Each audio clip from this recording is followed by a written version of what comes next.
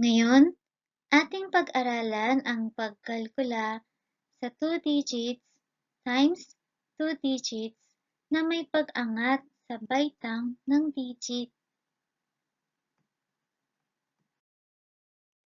Una, isulat natin ang numero sa dibisyon o digit ng kalkulasyon.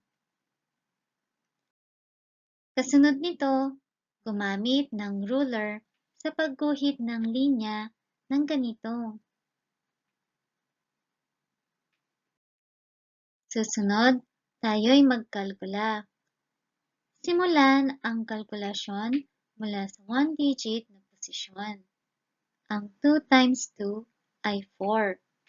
Isulat ang 4 sa posisyon ng 1 digit.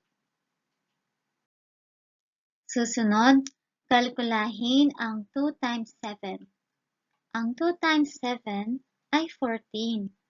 Isulat ang umangat sa baitang na 1 sa posisyon ng 100 digit at ng 4 sa posisyon ng 10 digit. Next, ang 1 times 2 ay 2. Isulat ang 2 sa posisyon ng 10 digit. Ang 1 times 7 ay 7. Isulat ang 7 sa posisyon ng 100 digit. Ang 144 plus 720 ay 864.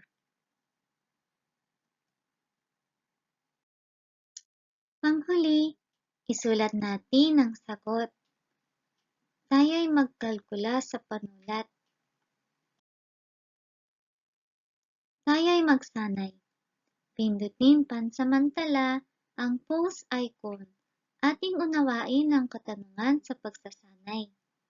Pindutin ang play icon kapag natapos sagutin ang katanungan at markahan natin ng bilog.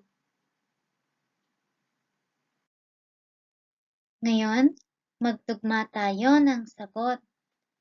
Number 1. 48 times 36. Ang sagot ay 1,728. Pangalawa, 98 times 66.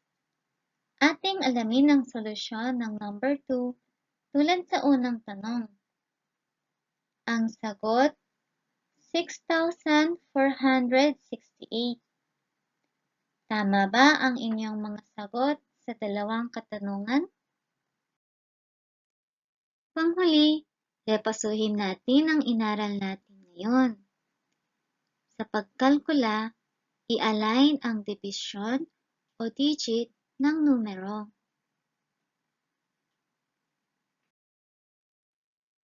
Gumamit ng ruler sa pagguhit ng linya.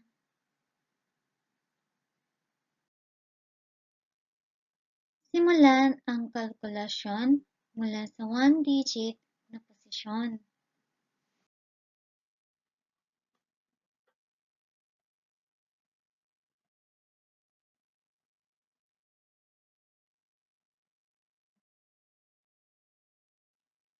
$588 plus 5,880 ay 6,468.